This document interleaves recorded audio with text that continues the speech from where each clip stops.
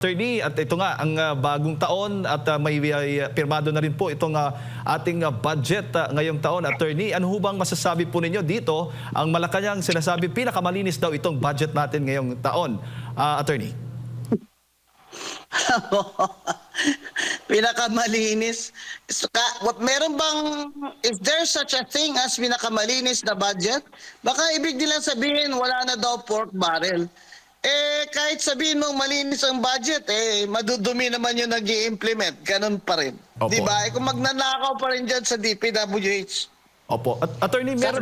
sa Department of Agriculture, wala rin. Ang ibig nila sabihin siguro, dahil na-minimize nila yung pork barrel, pero hidden, sinasabi ni Senator Amy Marcos, yung pork barrel nila, hindi halatang baboy kasi giniling. Opo. Dito nga po, ang sinasabi, tinuturing po yung pork barrel, alin po ba dito sa budget natin ngayon yung nakikita po yung red flags? Tingnan mo yung DPWH, malaki pa rin ang budget ka. Wala naman problema niyan dahil infrastructure drives drives also the economy because of the construction. Pero kung titingnan mo, dapat dinisclose nila sa atin, alin dyan? Ang sinasabi kasi nila, wala na daw flood control projects except doon sa may mga foreign funding. Hindi naman nila sinasabi sa atin, alin doon ang may foreign funding para ma-monitor din ng mga bansang inutangan nila. Ibig sabihin, nangungutang pa rin ang administrasyon ni BBM.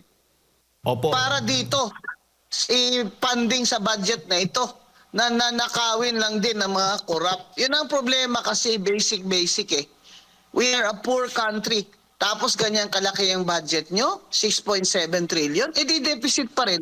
Kasi ang sabi nga ni Secretary Recto, 1.6 trillion pa ang utang na babayarin dyan bawat taon-taon. Di deficit yan. Saan nila kukunin yan? Di sa taxes natin. Pinipilit nila tayo lagi sa VAT na yan ng 12% eh. Ayaw ni Recto ibaba ng 10%. Dahil tayo ang nagbabayad ng utang ng administrasyon ni BBM na puro magnanakaw. Hindi nila, mga kababayan, nililin lang tayo nito ni BBM eh. Nililin lang niya tayo. Akala niya talaga napakatanga na ng mga Pilipino. Ngayon lang siya nakaramdam na lame duck president na siya sa midterm niya kasi itong social media, ito ang malaking tulong sa atin na tayo'y nagpoprotesta sa mga pagnanakaw nila. Kaya huwag niyo silang lubayan. Huwag niyo silang lubayan at huwag kayong maniwala dyan. Sinasabi nila, this is the cleanest budget. Niwala ako sa inyo. Ibig niyo sabihin, wala kayong insertion during the BICAM. Talaga? Tawag na nga ninyo, amendment eh. Sabi ni Risa Ontiveros, wala daw siyang insertion.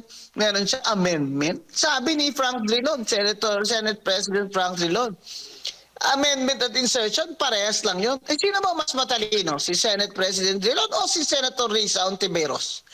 Ang hirap talaga itong ginagawa tayong bobo, kaya sawang-sawa na ako. Sabihin nila, to si Atty. Guanzon, wala nang magandang nasabi tungkol kay BBM. Bakit ako may magandang sasabihin tungkol sa kanya? Wala naman siya nagawang maganda. Addict siya eh. Opo, attorney, at yung itinuturing na mga allocable items, iba pa yon? Iba pa yun. Sinasabi niya, hindi daw yun pork barrel. Ano ang ibig kong sabihin? Bakit allocable ang tawag dyan? Ngayon lang niya, talagang unprogrammed funds niya sa budget, binaba niya. Pero meron pa rin. Kasi yung unprogrammed na yan, prohibited naman talaga yan. Hindi yan ginagawa nila ni Recto at ni BBM at ng Speaker at ng Senate President out of the goodness of their heart. Ginagawa nila yan kasi prohibited na yan ng Supreme Court, unconstitutional na yan. Ginagago naman tayo eh. Napakadami nating abogado, natatanga-tangahan tayo. That is prohibited, that is unconstitutional. It's unconstitutional to remit all excess or reserve funds of government-owned and controlled corporations. Yan ang ginagamit noon ni BBM for 3 years bilang pundo ng kanyang unprogrammed funds kung saan ang unprogrammed funds, presidente lamang ang makaka-release niyan. Kaya BBM, wag mo na kaming gawing tanga kagaya mo. Alam naman namin na ikaw lang makakalabas ng unprogram funds. Kaya nag-resign yung Secretary Amina. Hindi niya na kaya yung batikos dahil totoo naman. Walang unprogram funds sa budget na yung General Appropriations Act na pwedeng lumabas o ma-implement kung walang pirma ang presidente. So wag niya tayong gagawing tanga na for 3 years ginawa niya yan. At ano ang paraan para makakuha sila ng perang kukurakutin nila? Lahat ng reserve funds natin sa PH, Philippine Health, PhilHealth, kinuha nila, 89 billion. Sa PDIC natin, more than 100 billion. Oh, ano pala, gatasan pala yon. Government-owned and corporations, ginagawang milking cow ni BBM para ipondo niya sa unprogram funds niya. Ang unprogram funds, dapat lang yan may mga excess revenues na hindi inasahan. I-replay niyo yung mga interview ni Secretary Recto. Lumabas din yun sa kanya dahil alam niya naman hindi tayo tanga. Ang unprogram funds na yan, that's just in the budget, pero wala yung pondo. Pupunduhan lang yan sa excess revenue. Kaya dapat nga yan, nilalabas lang yan towards the end of the year na alam mo na kung may excess revenue ka. Paano ka may excess revenue? Wala nga, deficit ka nga. Opo. Deficit nga itong gobyerno niya. Kaya siya nangungutang every year.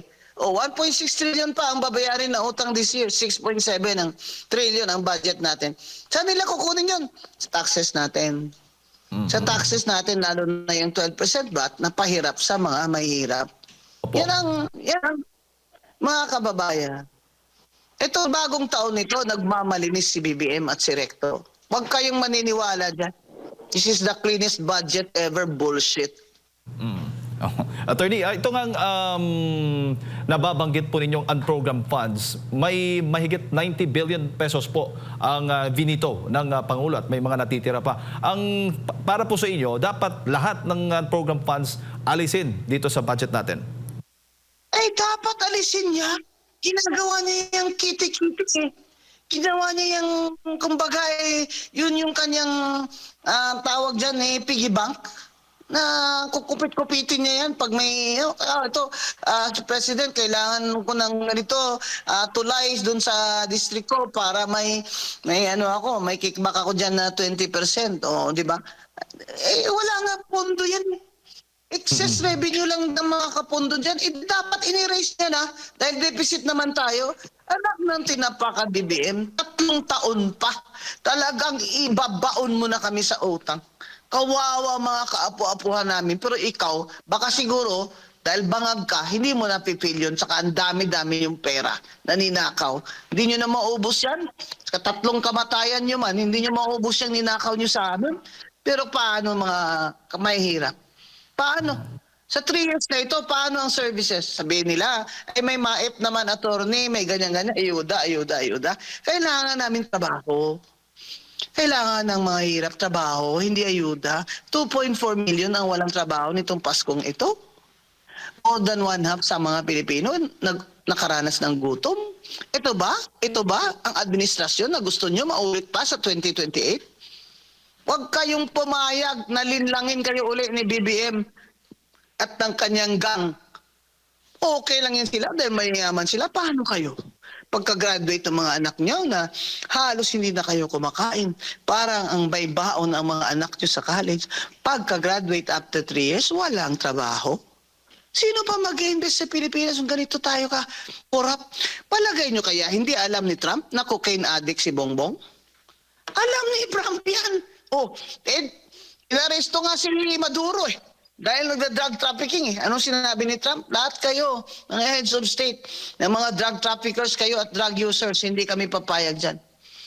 Kinaprotect siyempre ng Amerika yung kanyang it wants to protect its nation and its people. Alam din ng Amerika nang sumisira sa kanyang mga young people ay itong drugs. Kaya talagang matindi sila sa pagbabawal ng drug trafficking to America. And the Philippines is a transit country ng drugs.